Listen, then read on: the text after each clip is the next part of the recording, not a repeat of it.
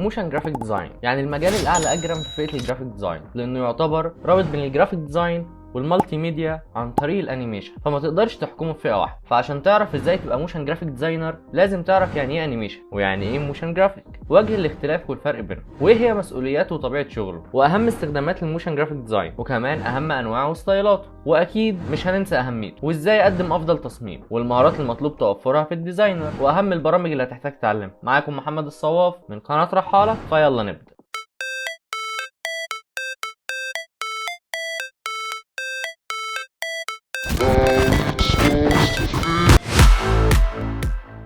الانيميشن هو شكل من اشكال الفن بيستخدم العرض السريع للصور المتسلسله لانشاء الاحساس بالحركه، وده بيحصل من خلال اظهار كل فريم من الصوره او رسمه كذا مره، وده بيتقال عليه FPS، وهي اختصار لفريم بير سكند. انها بالنسبه للموشن جرافيك هي نوع من انواع الانيميشن اللي بيحول التصميمات الثابته لمتحركه، هو مسؤول عن حركه العناصر زي التكست، شيب، illustrations، لوجوز، ايمجز، فيديوز وحاجات تانية كتير، وبتكون 2D او 3D وساعات بيكون ليها صوت. طيب على كده ايه وجه الاختلاف والفرق بينهم؟ الانيميشن هو اي تكنيك بيخلي العناصر او الصور الثابته تتحرك، فتقدر تقول عليه هو الاساس او الام لجميع انواع الحركه، اللي يعتبر الموشن جرافيك هو نوع منه. وبينما الموشن جرافيك بتختلف عن الانواع التانية من الانيميشن، فهي مش بتتمحور حوالين تحريك الشخصيات او القصص، فهو فن تحريك العناصر بشكل ابداعي، وبشكل خاص تحريك عناصر الجرافيك ديزاين، واللي اتكلمنا عنها كتير ووضحنا هم ايه، وغالبا بتكون لاغراض تجاريه او ترويجيه. انما بقى بالنسبه لطبيعه عملهم ومسؤولياتهم، فهو مسؤول عن عمل تمثيل حركي لفكره او نص او تصميم، فبيستخدم مهاراتهم لاعاده احياء التصميمات والافكار،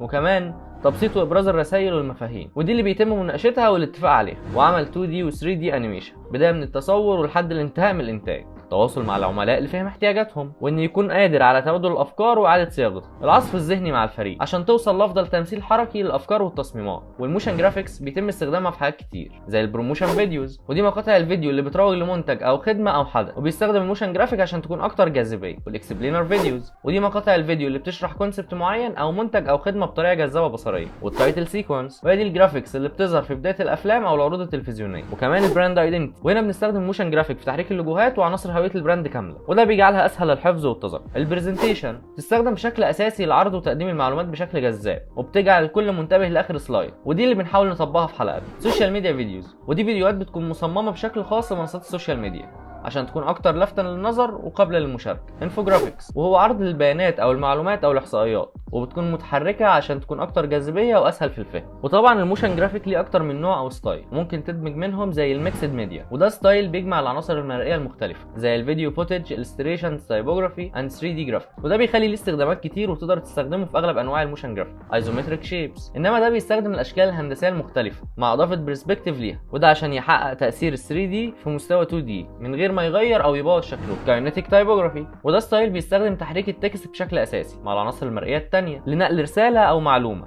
ودي اللي عايز يوصلها بطريقه ممتعه ومش ممله. لاين ارت، بيستخدم الخطوط والاشكال البسيطه في الستايل ده لعمل اسلوب مرئي بسيط وجميل، ويبقى التركيز على حركه الخطوط والاشكال نفسها وتفاعلها. ليكويد، وده شكل برضو من اشكال لاين ارت، وبنستخدم في الستايل ده الفلويد اند اورجانيك شيب لانشاء احساس بالحركه والتدفق والسيوله، وغالبا بتكون الاشكال مستوحاه من الظواهر الطبيعيه زي الميه او الدخان او النار. مورفينج، ودي بنستخدمها لانشاء تحريك سلس بين حاجتين او اكتر، او بين الشخصيات والاشكال، فبتضمن انتقال تدريجي وسلس بين الشكل الاول والشكل النهائي، وده اللي بينتج عنه الوهم بالحركه المستمره. انها بالنسبه لاهميتها فهي طريقه ممتعه لاعلام العملاء والموظفين وترفيههم، فهي ليها فوائد كتير زي تبسيط المعلومات، وتعتبر من الطرق الفعاله لتوصيل المعلومات، وده اللي بنستفيد منه في حلقاتنا. تساعد في بيع قصتك، وده بيتم من خلال فهم وتبسيط معلومات قصتك، فبالتالي يقدر الربط بين اللي بتعمله علامتك التجاريه وازاي تقدر تلبي احتياجاتهم. زياده الوعي بالعلامات التجاريه، الرسوم المتحركه ما بتتنسيش بسهوله، وتقدر بسهوله ان تلاقي احتياجات الجمهور المختلفه، وكل ده مع الحفاظ على اهداف ورسائل لعلامتك التجاريه، وده تلقائي بيزود الوعي بالعلامه التجاريه. كسر حواجز التواصل، فمن خلال الموشن جرافيكس تقدر تفهم محتوى الرساله بوضوح،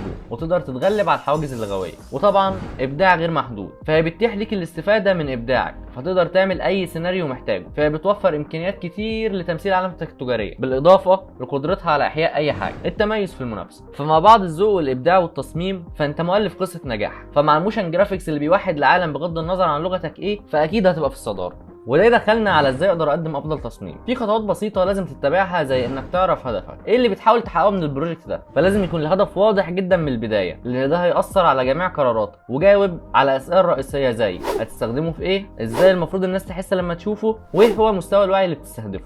اعرف مده التشغيل، الطول ليه تأثير كبير على الانتاج والتكلفه، ولازم ان تقرر الطول المناسب لقصتك والهدف. اهتم بالتوقيت، فتأكد ان الحركه مش سريعه قوي، الناس بتحتاج لوقت عشان تشوف اللي بيحصل. على العكس من ده، ما تبقاش الحركه بطيئه قوي، ولو في نصوص فلازم تمشي الحركه مع النص والصوت.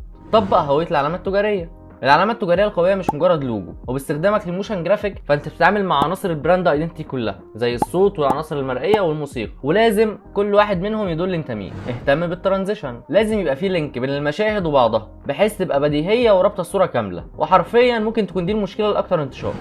حافظ على السلاسه، فمثلا لو كنت بتعمل حاجه زي GIF فتأكد من تكرارها بسلاسه للحصول على تجربه سلسه. انما بالنسبه للمهارات المطلوبه بقى، فلازم يكون على الاقل عارف مبادئ ونظريات الموشن جرافيك، زي انماط الحركه والتوقيت والايقاع، قوي في الكالر لاyout اند تايبوجراف، ودي مهارات اساسيه اي مصمم لازم يبقى عارف. متمكن في تطبيق نظريات التصميم زي البالانس، كونتراست، وايت سبيس الى اخره، على درايه بالهويه البصريه وبيقدر يطبقها في تصميماته. لازم يكون بيفكر بكرياتيفيتي والاستفاده من ده، وعمل سيناريوهات بره الصندوق. يقدر يشتغل مع فريق، وده لان شغلك بيفرض عليك على طول انك تشتغل مع فريق. مهارات تواصل وحل المشكلات، لان طبيعي شغلك برضه بيفرض عليك التواصل مع اشخاص مختلفه. وكالمعتاد في اي شغل لازم يبقى فيها ادوات بتساعدني في تنفيذ الشغل ده، وده يوصلنا بقى لاهم البرامج اللي هتحتاج تتعلمها، زي ادوبي افتر افكتس، ادوبي الستريتور، واي برنامج 3D زي اوتوكاد، 3D ماكس، بلندر، سينما 4D. وفي برامج تانية هتكون اضافه كبيره ليك لو اتعلمتها، زي ادوبي بريمير او ادوبي فوتوشوب. وبكده يبقى وصلنا لاخر حلقتنا. اتمنى ما كنتش طولت عليكم، وانتظرونا في الحلقات اللي جايه، وافتكر ان بدايه رحلتك دايما هتكون من هنا. مع السلامه.